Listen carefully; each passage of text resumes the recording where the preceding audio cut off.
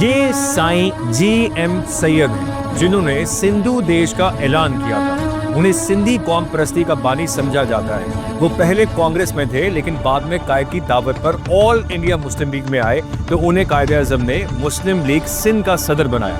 مارچ 1943 کو سندھ اسمبلی میں پاکستان کی قرارداد پیش کرنے والے اور اسے منظور کروانے والے جی ایم سید ہی تھے، لیکن پھر ٹکٹوں کی تقسیم کو لے کر وہ جناح صاحب کے دشمن ہو گئے۔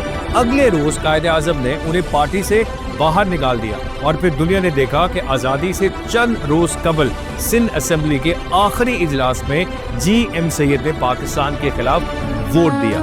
سقوط ڈھاکہ کے بعد جی ایم سید نے 1972 میں باضابطہ طور پر سندھو دیش کا مطالبہ کیا۔ وہ اپنے مذہبی اجتماعات میں یہ دعا کرواتے تھے کہ یا اللہ پاکستان ٹکڑے ٹکڑے ہو جائے۔ انہیں پاکستان کا پہلا سیاسی قیدی مانا جاتا ہے۔ وہ 30 سالوں تک قید میں رہے، جو جنوبی افریقہ کے سیاہ فام رہنما نیلسن منڈیلا کی اسیری سے بھی زیادہ عرصہ ہے۔ جی ایم سید کا جب جنازہ اٹھا تو ان کے سرہانے قرآن، گیتا، بائبل، تورات اور شاہ عبد اللطیف بھٹائی کی کتاب رکھی گئی تھی۔ انہیں نوبل امن انعام کے لیے بھی نامزد کیا گیا تھا۔